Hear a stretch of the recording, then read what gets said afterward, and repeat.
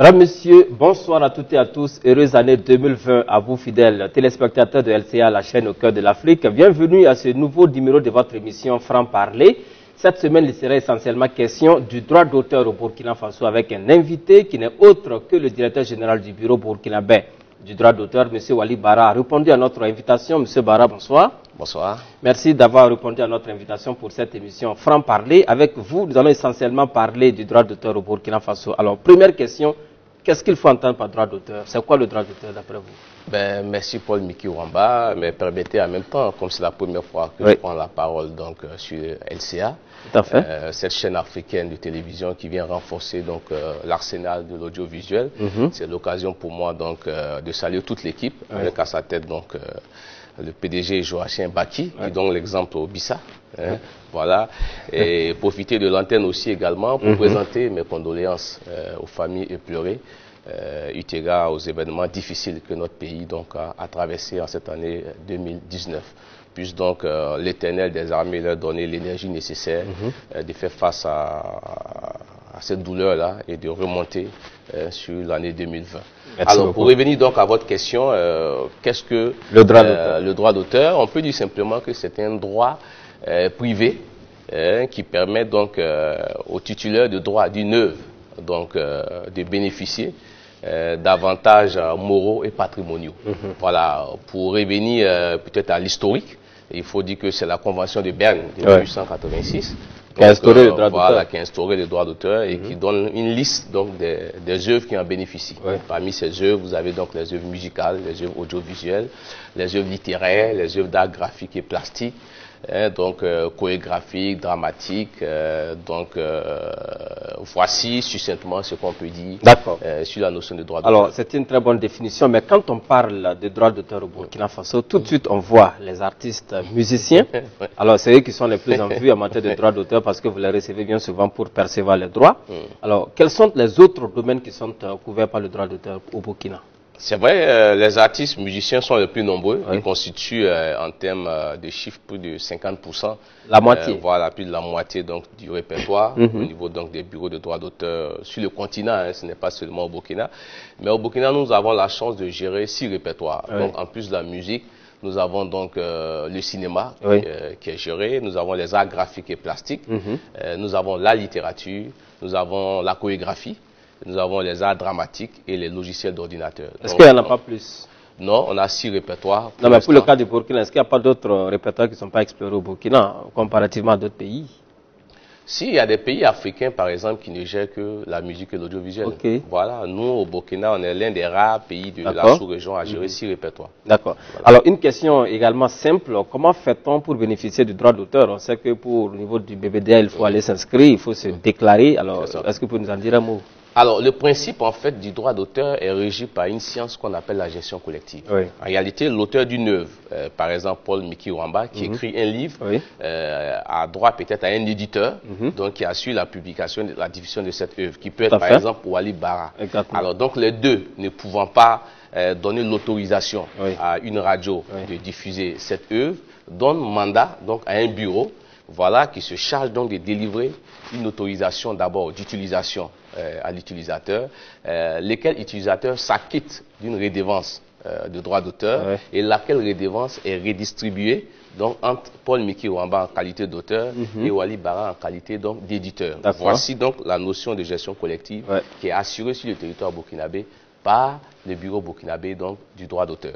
Donc c'est sur la base de délivrance donc, de licences de diffusion, ensuite de la collecte donc, des droits, ensuite des relevés aussi de programmes qui permettent une traçabilité du nombre de fois que l'œuvre a été exploitée et d'un règlement de répartition donc, qui définit les parts des différents titulaires de droits et enfin on procède donc à la répartition pour que chacun puisse avoir son dû. Alors, en termes clairs, je crois bien et je pense que c'est ce que pense le grand public. Le droit d'auteur, ce n'est pas de l'argent que l'on prend dans les caisses de l'État pour redistribuer aux artistes. Il s'agit de fonds collectés auprès du contribuable ou disons du consommateur de ces œuvres. Est-ce que vous pouvez nous en dire un mot? Comment est-ce que vous collectez tout cet argent pour ensuite le répartir? Alors, donc, comme je l'ai dit, l'auteur vient au niveau donc, du BBDA. Oui. Il se déclare. Oui. Donc, on prend toutes les informations, ses données personnelles, nom, prénom, pseudonyme. Ensuite, il y a la déclaration de l'œuvre. Okay. Donc, la typologie de l'œuvre, ça peut être une œuvre, si on prend le cas d'une œuvre littéraire, ça peut être une œuvre des belles lettres ou un essai, ou voilà, peu importe. Voilà, donc on a déjà une base de données, c'est ce qu'on appelle la documentation sur l'œuvre. Ensuite, cette œuvre est exploitée. Donc, lorsqu'elle est exploitée, elle génère donc des revenus. Ouais. Voilà, lesquels revenus donc sont collectés. Tout à fait. Voilà, par le BBDA. Donc, je prends un exemple simple. Si une œuvre le BBDA collecte par exemple 100 francs sur une œuvre, 25 francs vont pour ce qu'on appelle les frais de gestion du bureau. Okay. Voilà, les 25 francs donc servent à évacuer les charges courantes, donc les salaires, l'électricité, l'eau, etc. Et ensuite, vous avez 5 francs qui part pour ce qu'on appelle le fonds de promotion culturelle, parce qu'il permet aussi l'aide à la création, à la mobilité, à la diffusion des œuvres. Et il y a 5 francs aussi également qui part pour les questions sociales, parce que c'est une forme de mutuelle. Quand nos membres ont des difficultés pour faire face à des problèmes sociaux, le BBDA aussi intervient.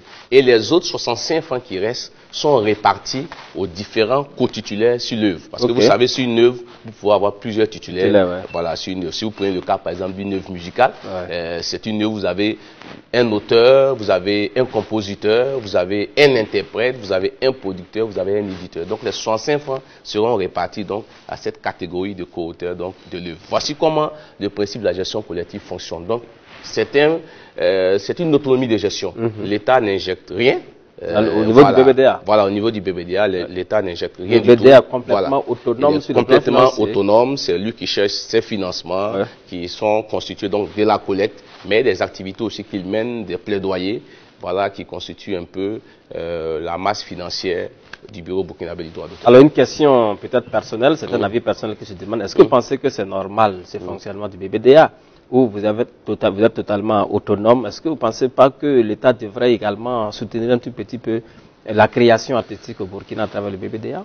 Il faut dire en fait que la gestion collective qui a commencé en Europe avec des bureaux comme la SACD depuis 1777 ou la SACEM qui ont 200 années sont des sociétés civiles. Donc c'est des composantes d'une même filière qui se constitue en bureau de droit d'auteur. Si on prend par exemple le cas de la SACEM, c'est la Société des auteurs, compositeurs et éditeurs de musique. Donc voici deux composantes, les compositeurs et les éditeurs qui décident de se mettre ensemble et de collecter les redevances et de les redistribuer. C'est comme ça que ça fonctionne dans les nations les plus avancées, mais qui génèrent aussi plus de moyens parce que la culture du droit d'auteur est une réalité sous ces cieux. Mais chez nous, en Afrique, nous sommes plutôt dans ce qu'on appelle la gestion pluridisciplinaire. Donc plusieurs catégories d'auteurs se retrouvent dans un bureau. Mais généralement, ces bureaux sont nés de la volonté de l'État d'encadrer un peu ce secteur. Voilà, donc c'est vrai que on dit que le BBDA fonctionne avec une autonomie financière, mais il faut reconnaître que le BBDA est dans des locaux qui sont des locaux de l'État. Voilà, donc il y a déjà la volonté politique ici et la volonté même politique même d'encadrer ce secteur en mettant en place ce BBDA, ce qui fait que sa tutelle technique est assurée par le ministère de la Culture, des Arts et du Tourisme. D'accord, vous êtes autonome sur le plan financier on peut le dire ainsi, mais sans doute pas sur le plan administratif. On sait que le BBDA est rattaché au ministère en charge de la Culture. Quelles sont les passerelles de collaboration que vous avez avec le ministère? Alors, donc le BBDA, comme je l'ai dit, créé par la volonté de l'État, est donc sous tutelle technique du ministère de la Culture, des Arts et du Tourisme, donc qui a à son sein aussi des membres au sein du conseil d'administration, parce que le BBDA est géré donc par 3 organes, la direction générale, le conseil d'administration et l'assemblée générale des sociétaires, mais également aussi sous tutelle financière du ministère de l'économie, des finances et du développement, parce qu'on regarde aussi la gestion des finances publiques en tous les cas. Non, c'est pas que c'est des finances publiques, parce que c'est des deniers privés que nous collectons, mais l'État a un droit de regard sur la qualité de la gestion afin de pouvoir attirer l'attention aussi également donc des responsables du bureau de droits d'auteur, ce qui explique aussi les membres du MINEFID à l'intérieur du conseil d'administration. D'accord, vous avez donc le ministère des Finances qui a un pied. Est-ce que vous êtes contrôlé, vous, Ali Bara et vos collaborateurs, par les structures qui vous contrôlent? Nous sommes contrôlés déjà par les deux tutelles, donc le ministère de la Culture et le MINEFID. Nous sommes contrôlés également aussi par les commissaires aux comptes, parce qu'il y a des commissaires aux comptes qui sont nommés par l'Assemblée générale, qui est donc l'organe suprême donc, du BBDA. Et nous avons également au sein même du BBDA une structure de contrôle interne, le pôle contrôle qualité, qui veille donc au contrôle des différentes directions et surtout à la qualité du traitement des dossiers de nos titulaires. D'accord. Alors on va tenter également de vous contrôler sur ce plateau de l'émission Franc Parler sur LCA. C'est vrai que vous êtes directeur général du bureau burkinabé du droit d'auteur depuis 2016. On ne va pas faire le bilan et de toutes ces 4 années passées donc à la tête du BBDA, mais au moins pour l'année 2019 qui est achevée. Qu'est-ce que vous pouvez présenter en termes de bilan au niveau donc du BBDA? C'est une grosse question. Oui, c'est une bonne question qui nous permet aussi de rappeler quelques acquis engrangés en dépit du contexte sécuritaire pas du tout favorable et de la morosité socio-économique. On peut dire que le BBDA a permis quand même la répartition en 2019 de plus de 1 milliard de francs CFA. 1 milliard de francs CFA. Voilà. C'est un record. C'est un record, c'est inédit. C'est jamais arrivé au BBDA. Et donc, la répartition, donc, pendant ces 3 périodes, en février, en mai et en août, parce que habituellement la répartition se faisait en septembre, mais nous l'avons ramené en août. C'est l'occasion de saluer le travail du personnel qui a compris cette démarche pour que nos titulaires puissent faire face aux équations donc, des frais scolaires de la rentrée. Ensuite, le BBDA a abrité en début d'année l'Académie de l'OMP. L'Académie de l'OMP. L'Académie de l'OMP. L'OMP, c'est l'Organisation mondiale de la propriété intellectuelle qui chaque année organise un atelier de renforcement de capacités. Et cette académie a lieu dans les capitales européennes. Et pour la première fois, elle a été délocalisée sur le continent africain et l'honneur a été porté déjà sur le BBDA. C'est un motif de satisfaction pour nous parce que nous avons renforcé les capacités des 34 administrateurs du continent africain. Ensuite, le BBDA a permis l'adoption du projet renforcement de la filière musique au Burkina Faso et dans certains pays de l'espace UEMOA. Voici un projet qui a été porté dans les laboratoires du BBDA en 2017 au sein du comité de développement de la propriété intellectuelle de l'OMPI. Il s'agissait pour nous, à la suite d'un constat qui a été fait dans la filière musique, qui souffre d'un déficit de structuration des corps de métier, d'une mauvaise articulation entre les bureaux de droits d'auteur et les organes de régulation, également à la difficulté de gérer les droits dans l'environnement numérique, et qui occasionne donc la précarité des acteurs de la chaîne de valeur de la filière musique, de proposer un projet qui pourrait être un début de réponse à cette équation. Et ce projet a été adopté et il va être donc déployé en 2020 et 2022. Pour nous, c'est un motif de satisfaction parce qu'il viendra non seulement résoudre les problèmes de nos membres les plus nombreux, donc des artistes musiciens, mais c'est aussi une victoire de la diplomatie culturelle burkinabé sur l'échelle internationale. Parce que beaucoup de pays voulaient ce projet. Quand vous savez les noms, les grands noms que compte la musique sénégalaise, les grands noms que compte la musique malienne, ivoirienne, c'est le Burkina qui arrive donc à porter ce projet. C'est un honneur, c'est une victoire de notre diplomatie.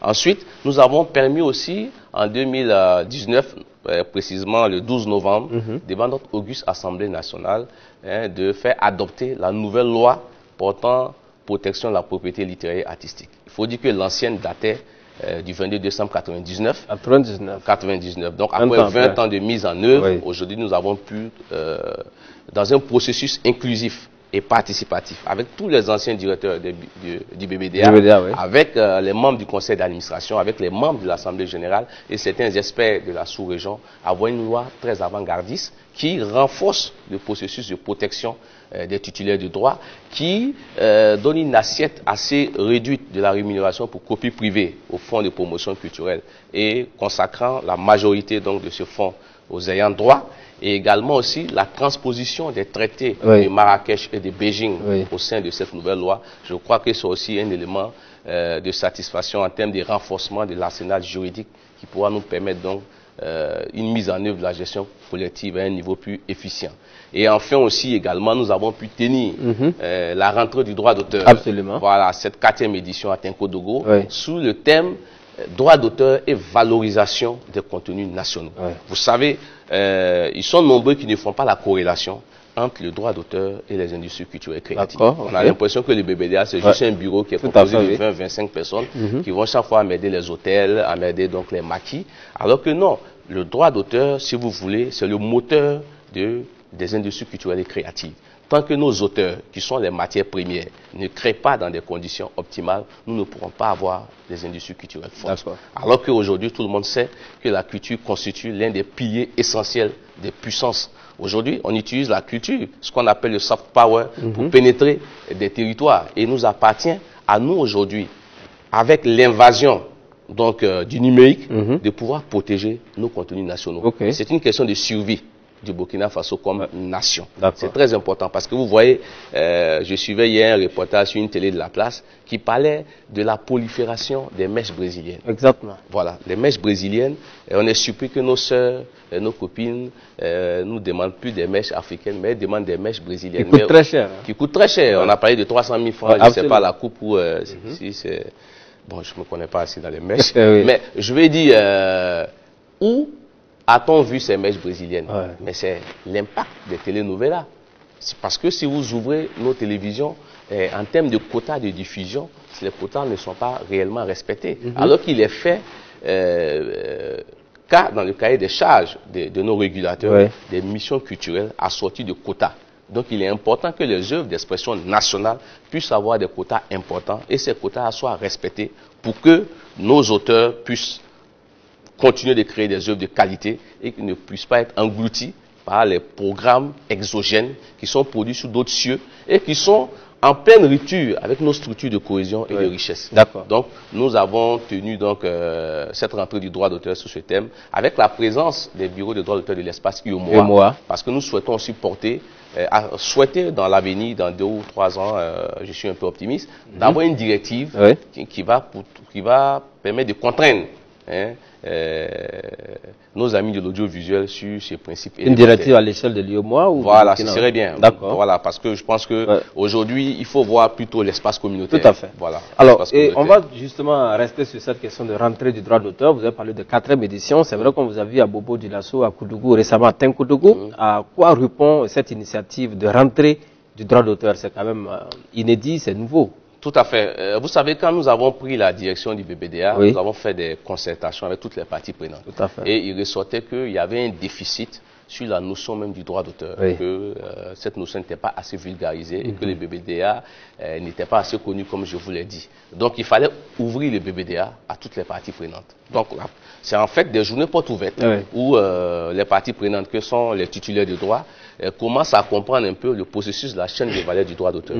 Qu'ils sachent c'est quoi une documentation, c'est quoi une répartition, c'est quoi le principe de collecte, comment on collecte. Parce que souvent vous entendez les artistes dire j'ai été beaucoup joué à la radio, j'ai été joué beaucoup à la télé, mais je n'ai rien eu à la fin. Voilà, il faut venir comprendre parce que la répartition, pour pouvoir répartir, il faut que votre œuvre soit bien documentée. Tout à fait. Voilà, et que les co-titulaires de l'œuvre se soient accordés sur le principe que tout le monde est titulaire de l'œuvre et voici la clé de répartition. Et surtout, il faudrait que celui qui a exploité votre œuvre se soit acquitté de sa redevance. Parce que si ce n'est pas acquitté de sa redevance, il n'y aura pas de répartition. Donc, c'est des éléments comme ça qu'on explique aux titulaires de droit.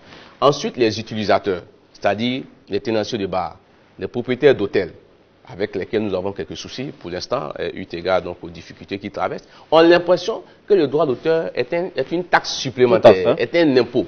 Il faut juste expliquer à ces derniers que si nous prenons 2 maquis, un maquis 1 où on ne diffuse pas la musique, et un maquis 2 où on diffuse la musique, le BBDA n'ira pas dans le maquis 1, mais il ira plutôt dans le maquis 2 parce qu'il y a l'exploitation des œuvres de titulaires de droit. Voilà, vous utilisez des biens privés de personnes qui ont donné mandat au BBDA d'aller collecter. C'est juste cela qui justifie donc l'activité du BBDA. Et il faut comprendre, faire comprendre aussi à ces utilisateurs que ces œuvres qu'ils utilisent là participent à dynamiser leurs activités. Exactement. Parce que le maquis A1 qui ne joue pas la musique aura peu de personnes. Ouais. Mais le maquis A2 qui joue la musique aura plus de personnes. C'est une plus-value. Donc il faut juste reverser ce minimum. Ailleurs, c'est entre 4 et 8% du chiffre d'affaires de ces utilisateurs. Et au Burkina, c'est combien? Au Burkina, c'est des forfaits. Ah oui? Oui. Alors que le forfait constitue une exception en gestion collective. Ah oui. Le droit d'auteur va sur le principe de la proportionnelle. C'est-à-dire, Paul Miki Wamba, si vous avez votre télévision LCA qui diffuse la musique, les œuvres littéraires, mais les œuvres artistiques, les œuvres graphiques aussi, puisque dans les documentaires, vous voyez souvent des œuvres sculpturales, tout et tout. Nous venons indexer la redevance de droit d'auteur sur le chiffre d'affaires de la LCA. Ouais. C'est ça la logique de la proportionnelle dans les sociétés les plus développées. Mais sur le continent africain, et précisément au Burkina, on allait dans le principe de la concertation pour aller vers un forfait. Ouais. Ce qui explique aussi que les collectes sont un peu faibles. Et que, bon, les titulaires de droits sont dans une autre forme de précarité. D'accord. Mais sinon, la logique aurait souhaité qu'on soit dans la proportion. Okay. Donc, on explique à ces utilisateurs-là ce principe et on leur montre l'ordre tarifaire. Si vous êtes un maquis, par exemple, qui est à Ouagadougou, que vous avez les mêmes capacités qu'un maquis de Bobo, vous ne payez pas le même montant. Parce qu'on tient compte aussi de la santé économique, etc. Alors, donc, à mieux vous comprendre, hein, dans votre démarche, vous associez également les contributeurs, c'est-à-dire ceux qui collectent, ceux qui dépensent l'argent. Ceux auprès de qui vous collectez l'argent, justement, ils sont associés. Mais est-ce qu'aujourd'hui, vous avez le sentiment que tout le monde comprend qu'il faut payer le droit d'auteur, parce que ce n'est pas seulement les chaînes de télévision, les radios, vous avez parlé des maquis, des salons de coiffure, etc. Est-ce que vous avez le sentiment que les gens comprennent maintenant? Les gens comprennent. Parce qu'il y a eu quand même de la sensibilisation, l'information est passée. Il y a eu beaucoup de sensibilisation. Nous avons initié aussi une autre activité, le mois du BBDA. Le mois du BBDA. Le mois du BBDA, donc qui cible un segment précis de nos utilisateurs, que sont les propriétaires des maquis. Ça se passe chaque année? Voilà, ça se passe chaque année dans une ville donnée. Okay. Voilà où on élève les artistes qui sont pour nous des leaders d'opinion au rang d'ambassadeurs. C'est ces artistes-là qui passent dans les maquis pour sensibiliser ces utilisateurs. Parce que vous savez, souvent les utilisateurs font de la résistance parce que souvent ils ne comprennent pas les bien fondés. Exactement. Et ils ont l'impression que les montants collectés vont directement pour prendre en charge les frais peut-être de Wali Bara et de toute son équipe. Voilà. Donc, mais s'ils comprennent que si 100 francs qu'ils donnent, il n'y a que 25 francs qui partent pour les frais de gestion du BBDA et les 10 francs, donc 5 francs pour la santé des artistes, 5 francs pour la promotion culturelle. Et tous les autres 65 francs, c'est pour les créateurs. C'est pour les créateurs, pour qu'ils créent à nouveau, mais pour qu'ils se prennent en charge. Je crois que là, ils sont dans des dispositions à payer. Et cela permet aussi de récompenser ces meilleurs utilisateurs-là qui se mettent à jour dès le premier trimestre de l'année à travers donc des attestations. Et quand on met les artistes en avant avec le programme ambassadeur du droit d'auteur que nous avons débuté depuis 2017, je crois que c'est ce qui explique aussi ces collectes que nous avons aujourd'hui. C'est le résultat de ce travail. Alors, pour les autres contributeurs que vous avez cités ici, vous avez parlé des salons de coiffure, des maquis, j'en oublie. Est-ce que c'est eux qui viennent vers vous pour payer les droits? Ou alors ce sont vos équipes qui se déplacent pour collecter ces droits? C'est nos équipes, malheureusement, parce qu'en réalité, ça ne devait pas être le cas. Voilà, si on avait une véritable culture du droit d'auteur, c'était ces utilisateurs qui devaient venir normalement, avant d'ouvrir par exemple un établissement, voilà, vous faites la demande et vous venez donc utiliser le répertoire. Parce que utiliser le répertoire du BBDA qui est constitué donc de littéraires artistiques, dont les titulaires ont donné mandat au BBDA. Donc vous ne pouvez pas les utiliser déjà sans avoir l'autorisation. C'est déjà même un début donc d'infraction. Mais vous savez, avec la faiblesse de la culture du droit d'auteur, c'est sur le continent, ce n'est pas seulement au Burkina. Vous savez, tout le continent africain fait 0,76% des collectes mondiales. Donc même pas 1%. Ça veut dire qu'on doit travailler sur le volet sensibilisation. Et je crois que c'est ce que le BBDA a compris ces 3 dernières années. Voilà pourquoi de plus en plus, certains utilisateurs viennent aussi s'acquitter de la redevance avant que nos agents de collecte ou de prospection n'aillent sur le terrain pour faire ce travail. Alors, il nous revient qu'au-delà des artistes, des créateurs, des littéraires et tout, il peut arriver également que même des hommes des médias bénéficient du droit d'auteur. Vous en avez fait justement une rencontre récemment. Est-ce que vous pouvez nous en dire un mot? Comment faut-il comprendre cela? Pour un journaliste qui écrit, et il peut bénéficier des droits d'auteur en quoi?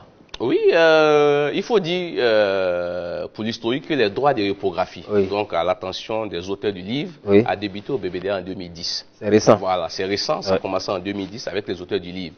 Donc lorsqu'une œuvre est éditée, voilà, elle bénéficie donc des droits de reprographie, parce que la rémunération pour copie privée qui intègre aussi la rémunération pour reprographie, a été acté au BBDA depuis 2003 et sa mise en œuvre a commencé en 2004. Et pour les auteurs donc des articles de presse écrites, il fallait débuter cela à travers d'abord une sensibilisation des parties prenantes. Tout à fait. Parce que quand vous prenez des journalistes, je précise dans la presse écrite. Papier. Voilà, soyons précis. Parce que hier, il y a quelqu'un qui m'interpellait sur Facebook ou Google. Alors que bon, Facebook et Google, les gens oublient qu'ils n'utilisent jamais des journalistes. Hein. Ils utilisent plutôt des articles de presse pour se faire mieux exploiter. Malheureusement, donc, en entraînant à long terme la précarité d'un secteur assez important qui est le secteur quand même de l'information. Et le droit d'auteur, ne voulant pas donc ignorer cet aspect-là, parce que quand même, il faut dire que les journalistes participent à la culture du droit d'auteur, hein, en nous accompagnant dans la sensibilisation. Il était important aussi qu'on pense à ce type de droit pour eux. Donc, c'est le droit par hypographie. C'est-à-dire, lorsque les articles de presse font l'objet de reproduction, dans plusieurs endroits, vous voyez devant les établissements, même les artistes, lorsqu'ils veulent faire des copies de presse, ils sont obligés de photocopier les œuvres de plusieurs dossiers de presse avec dossiers de presse, tout cela. Donc, il y aura donc deux sources de collecte. La première source de collecte, ce sera auprès de ceux qui font les reproductions directement par hypographie, mais ce sera aussi sur la base des supports importés qui rentrent via l'aéroport pour faire la hypographie. Et donc, on participera à la répartition donc, des éditeurs de presse écrite et des auteurs de presse écrite. Alors, merci beaucoup pour tous ces bilans. Est-ce qu'on a oublié un aspect par rapport au bilan 2019? Parce qu'on sait quand même qu'au BBDA, il y a beaucoup de boulot, contrairement à ce que les gens peuvent penser. On a parlé justement de cette rentrée du droit d'auteur sur le plan national. Mais un aspect peut-être, la répartition des droits au niveau donc, des artistes. C'est vrai qu'il y a quelques années où les artistes quelquefois se retrouvaient donc au BBDA, il y avait des montées de tension parce que beaucoup de gens ne comprenaient pas pourquoi ils avaient des droits à la limite dérisoires. Est-ce qu'aujourd'hui, et c'est redevenu consistant ou alors ce sont les artistes qui ont bien compris la clé de répartition parce qu'on ne comprend plus pourquoi il n'y a plus de bruit? Non, c'est vrai parce que en réalité, il n'y a pas ce bureau de droit d'auteur où il n'y a pas de bruit. En tout cas, sur le continent africain, il y a toujours du bruit, mais on essaie de réduire ce bruit à travers la sensibilisation. Vous savez, il y a la question par exemple des coefficients. Voilà, la question des coefficients est une question universelle. En réalité, c'est une question d'apport au patrimoine national. C'est-à-dire, lorsque vous créez une œuvre, qu'elle soit littéraire, qu'elle soit audiovisuelle, qu'elle soit d'art graphique et plastique, le législateur a voulu comprendre quel est votre apport au patrimoine national. Donc, on peut faire par exemple du reggae avec la langue morée, parce que la langue aussi est un instrument de valorisation, avec des instruments du terroir. Lorsque vous faites cette approche, vous avez un coefficient plus élevé que lorsque vous faites uniquement une musique, ce qu'on appelle les MAO, une musique assistée d'ordinateur, tout est samplé, tout, et puis il n'y a aucun apport au patrimoine traditionnel, et vous avez un coefficient 1. Avant, en fait, ça se faisait naturellement comme ça au BBDA. Mais ça créait aussi des remous parce que souvent par délit de faciès, j'arrive au BBDA avec mes dreadlocks, directement on peut me mettre genre reggae, alors qu'on n'a pas pris le soin d'écouter. Donc on a mis en place maintenant des commissions techniques d'identification des œuvres littéraires et artistiques par filière. Donc ces commissions sont composées de personnes ressources qui sont expertes dans leur domaine. Si vous prenez par exemple la filière musique, vous avez un arrangeur, vous avez un auteur-compositeur, vous avez un parolier et vous avez un agent du BBDA. Ces derniers écoutent donc les différentes œuvres, les passent au fin filtre et facilitent la déclaration et l'affectation des coefficients. Donc c'est ce qui a créé, à mon avis, la réduction de ces conflits et une meilleure compréhension aussi des titulaires de droit. D'accord. Alors une autre question, c'est que ici au Burkina Faso, on est également consommateur des œuvres artistiques qui nous viennent de l'étranger. Est-ce que le BBDA, dans sa collecte des droits, arrive souvent à envoyer de l'argent à l'étranger parce qu'il y a des artistes là-bas qui doivent en bénéficier? Quand on prend le cas des maquis, dans les débits de boissons, il y a aussi de la musique étrangère quand même. Tout à fait. Vous savez, nous sommes partie prenante de la Convention de Berne.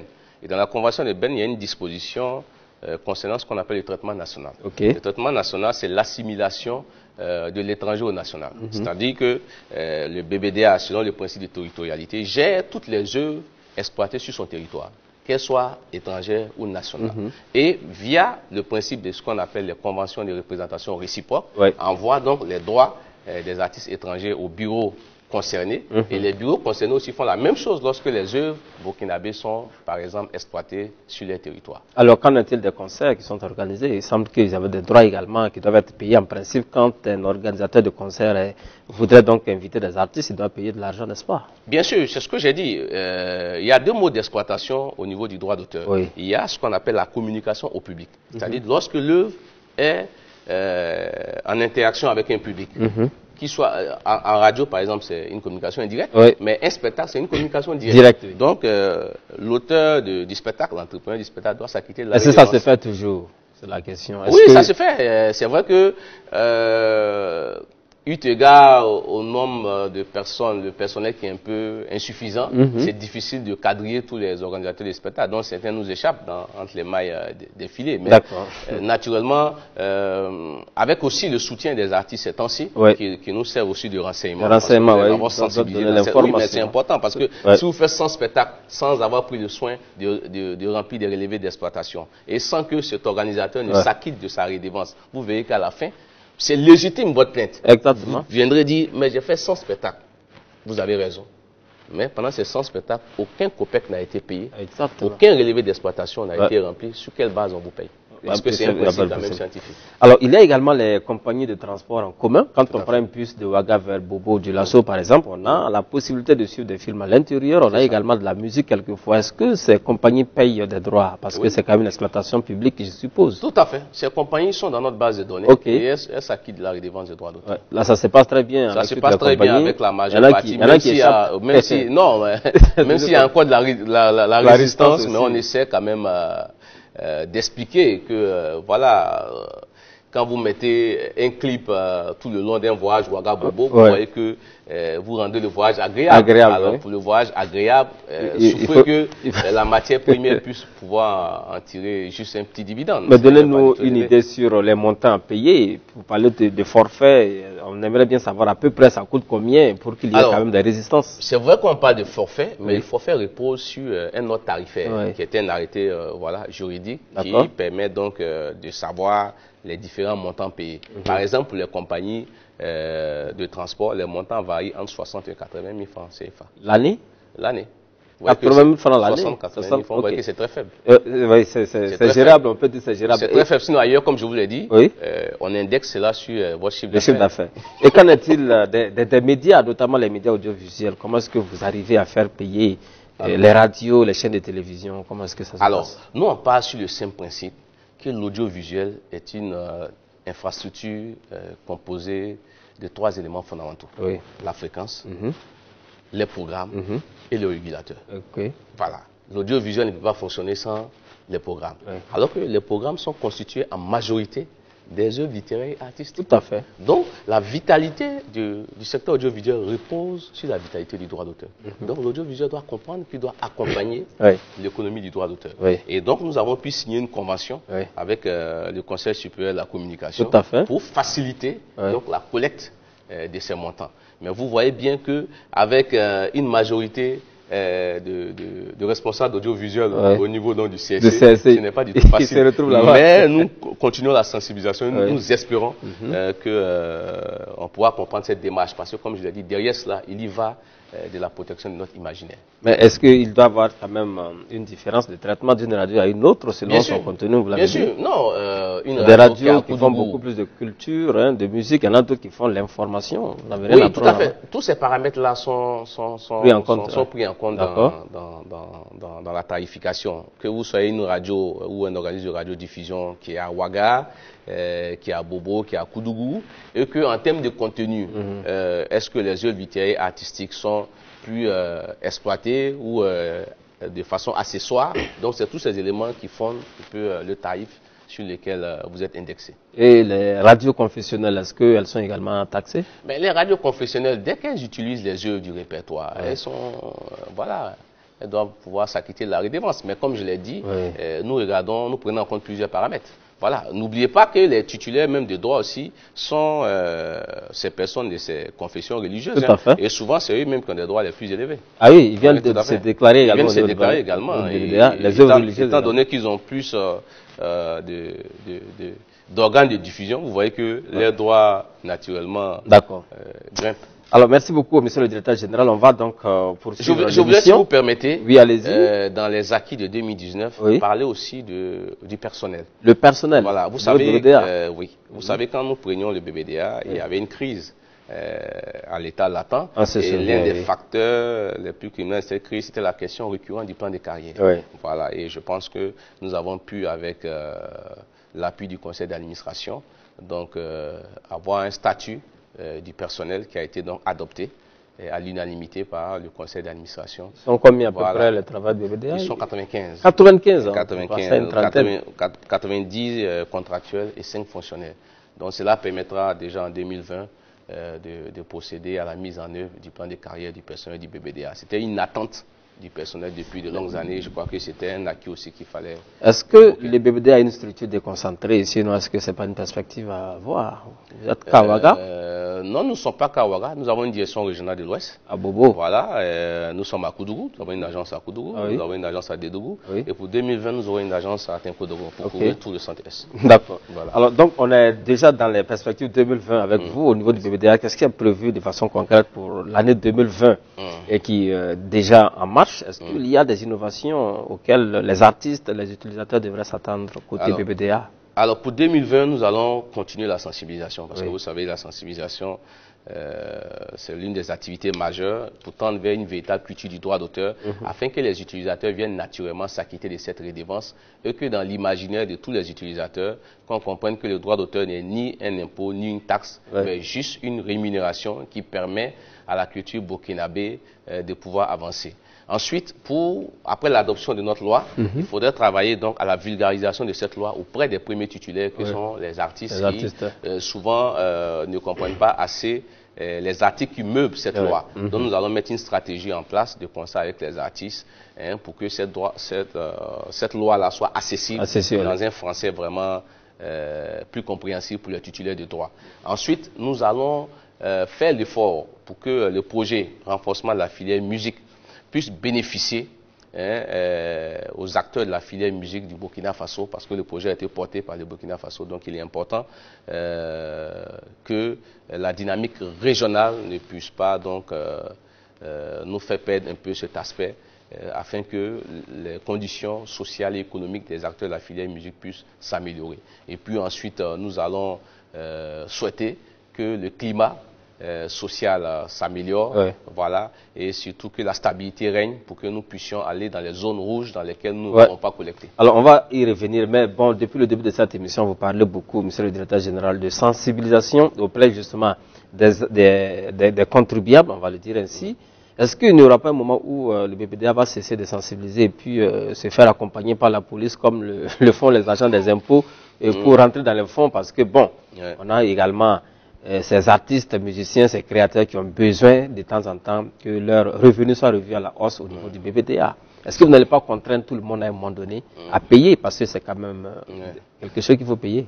Tout à fait, mais je crois aussi que même la stratégie des impôts a montré sa limite. En contraignant, on voyait qu'aujourd'hui même le taux de recouvrement même des impôts n'est pas... L'incivisme a plus de galons. L'incivisme est là, donc c'est dit que je pense qu'il faut toujours privilégier la sensibilisation. Plus celui qui est en face de vous comprend le mécanisme et qu'il sait qu'il y a une source de transparence et surtout de redevabilité. Parce que nous disons aujourd'hui à nos utilisateurs, vous avez le droit de venir nous demander quel est le montant qui a été réparti. Exactement. Vous avez le droit de venir dire, j'ai payé en tant que propriétaire de maquis 100 000 francs, j'ai envie de savoir où ces 100 000 francs sont partis. Je crois que quand il y a cette traçabilité, cette redevabilité, les uns et les autres sont plus enclins. Et ils voient le BBDA comme une infrastructure collective. Il faut aller vers cela, afin que nous puissions avoir des résultats plus probants. Je suis pour la sensibilisation. D'accord. En 2019, vous avez collecté un peu plus d'1 milliard de francs CFA, vous l'avez dit en début d'émission. Qu'est-ce qui est prévu pour 2020?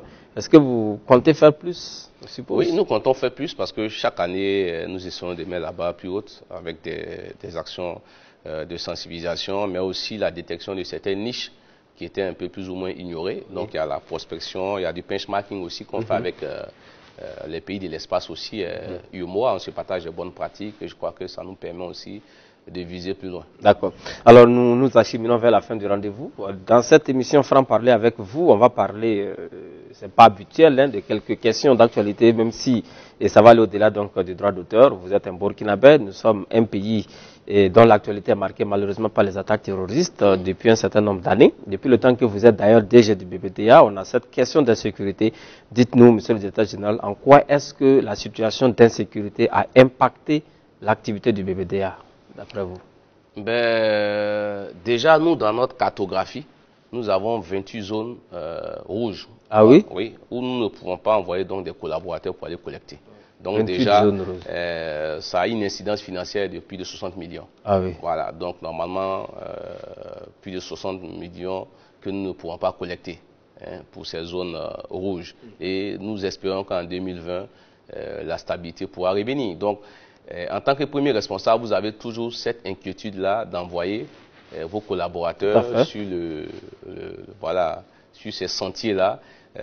Pour une anecdote, je sais qu'il y a 2 mois de cela, j'ai un de mes collaborateurs qui est allé collecter dans une zone et dès qu'il a quitté cette zone, quelques heures plus tard, il y a eu une attaque là-bas. Ah, oui. Donc vous imaginez si le pire arrivait. Donc on a toujours cette position d'inquiétude. Donc on souhaite vraiment que la sécurité puisse revenir. Et moi, c'est l'occasion pour moi de profiter de votre antenne pour saluer l'appel du chef de l'État, notamment en ce qui concerne l'enrôlement des jeunes volontaires. J'ai été, en tout cas, j'ai salué cela parce que pour moi, si on encadre cet encadrement-là, qui est une réponse à un sursaut patriotique, on peut avoir des résultats probants parce qu'on peut avoir des agents volontaires du renseignement. Tous les volontaires ne sont pas obligés, voilà, d'aller donc sur le terrain du maniement des armes. Mais je pense que ça peut être un changement comportemental. Le fait même de s'engager, de savoir que nous sommes en guerre et que nous devons revoir nos comportements. Nous devons collaborer déjà avec les forces de l'ordre. Je crois que c'est déjà une bonne démarche pour progressivement donc, endiguer ce phénomène-là. D'accord. Au-delà de la question du droit d'auteur, au-delà de la question du BBDA, comment est-ce que personnellement vous vivez cette situation d'insécurité au Burkina? Parce que c'est une préoccupation de tous les Burkinabés. Bien sûr, parce que, qu'on le veuille ou non, on a un parent, un neveu, un cousin, une nièce dans les forces de défense et de sécurité. Donc chaque jour qu'ils sont sur le terrain, on essaie d'avoir leurs informations, bon, on essaie de remonter leur morale chaque fois qu'ils vont, donc on est plus touché. Et puis, vous savez, dans les zones qui sont attaquées, dès qu'ils arrivent, la première activité qui cesse, c'est tout de suite l'activité culturelle. Donc, le tenancier des bars fermes, les hôtels. Aujourd'hui, nous avons un véritable souci avec notre base de données des hôteliers. Les hôteliers constituent quand même une masse financière assez importante, mais ils ont des difficultés à s'acquitter de la redevance. Qu'est-ce que vous prélevez chez les hôteliers? Mais les hôteliers qui utilisent les œuvres littéraires artistiques, vous savez, dans les hôtels, non seulement il y a la télévision qui est utilisée, mais il y a les œuvres d'art graphique plastique. Vous voyez des sculptures dans des chambres d'hôtel. Il y a des hôtels aussi même qui ont des bars, qui ont des boîtes de nuit, tout ça à l'intérieur. Voilà. Et quand ils sont dans cette difficulté-là, c'est compliqué. Mais en même temps, vous voyez que c'est difficile pour le BBDA. Pour paraphraser un peu la phrase de Sankara, c'est-à-dire que si les hôteliers payent, ils ne mourront pas. Mais s'ils ne payent pas, c'est les artistes qui vont mourir. Voilà. Donc à un moment donné, dans un choix cornélien assez difficile, même si on comprend qu'il faut peut-être trouver une formule pour accompagner donc, ces hôteliers qui traversent des moments difficiles. D'accord. Alors nous sommes déjà dans la nouvelle année 2020 qui a commencé. Alors quels sont les vœux du DG BBDA pour le Burkina de façon générale pour 2020? Mais pour 2020, c'est une année de stabilité. Ah oui. Parce que je crois que sans stabilité, on ne peut rien entreprendre. C'est souhaiter vraiment que les cœurs se désarment. Voilà, je crois que pour qu'un pays puisse se développer, il faut qu'on ait beaucoup d'amour entre nous. Voilà, donc c'est la tolérance au cœur de nos actions quotidiennes et souhaiter une santé de fer donc, à l'ensemble de tous ceux qui vivent au Burkina Faso. Et on espère que 2020 voilà, va nous projeter vraiment sur un avenir plus radieux, loin donc de ces forces obscurantistes. D'accord, nous sommes déjà à la fin de cette émission. Peut-être un dernier mot à l'endroit des contributeurs, des contribuables justement au droit d'auteur, parce que je pense que ce sont des partenaires, comme vous l'avez dit, vous êtes dans la sensibilisation. Quel est le mot que vous avez envie de leur adresser afin que leur contribution soit beaucoup plus accrue pour le bonheur des créateurs au Burkina? Mais c'est dit à tous ces utilisateurs que le droit d'auteur contribue au développement de la culture. Il contribue à la créativité. Et que des pays comme le Burkina Faso, qui ne disposent pas des ressources naturelles, assez élevés, doivent leur développement sur donc, la capacité des hommes. Et cette capacité des hommes-là est matérialisée donc, par la propriété intellectuelle. Et le BBDA n'est juste qu'un garant. Donc accompagner les droits d'auteur, c'est s'inscrire dans la dynamique de la créativité, c'est croire à un Burkina qui peut se développer sur l'économie du savoir. Et un mot également pour les bénéficiaires de ce droit d'auteur, notamment les artistes, il y en a qui pensent qu'il faut en faire un salaire. Oui, le droit d'auteur, en réalité, comme je dis dans mon ouvrage, c'est un salaire différé. Voilà, ce n'est pas un salaire, mais c'est un salaire différé. Voilà, parce qu'il repose sur le principe de l'exploitation de votre œuvre. On peut faire une œuvre, mais si elle n'est pas exploitée. Et si celui qui l'exploite ne s'est pas acquitté de sa redevance, je vous ai pris par exemple le cas des hôteliers. Imaginez des auteurs dont les œuvres ont été exploitées à majorité par les hôteliers, qui ne se sont pas acquittés de la redevance du droit d'auteur. Cet auteur ne persévérera rien. Donc, il faut que les auteurs relativisent plutôt cette notion de salaire, mais qu'ils voient à la proportionnelle donc de l'exploitation de leur œuvre et qu'ils accompagnent le BBDA, notamment avec le programme des ambassadeurs, pour qu'on fasse du droit d'auteur ce que nous souhaitons qu'il soit. Vous rejoignez donc votre ministre de la Culture qui dit que c'est la qualité de ta musique qui pourrait te faire vivre de ça. Non, le ministre, ça peut être la qualité, moi je peux être de l'exploitation. Parce que vous savez, il ne peut pas être de qualité, mais peut être exploité. Parce que la qualité, non, parce que la question de qualité aussi, elle est un peu plus ou moins subjective. Parce que c'était Ador Arafat, il trouvait que c'est la qualité. Ou c'était Seli Bouy, ou c'était etc., etc. Donc je crois que c'est lié quand même à la sensibilité. Parce que l'appréciation d'une œuvre relève de la sensibilité de tout un chacun de nous. On n'a pas les mêmes sensibilités.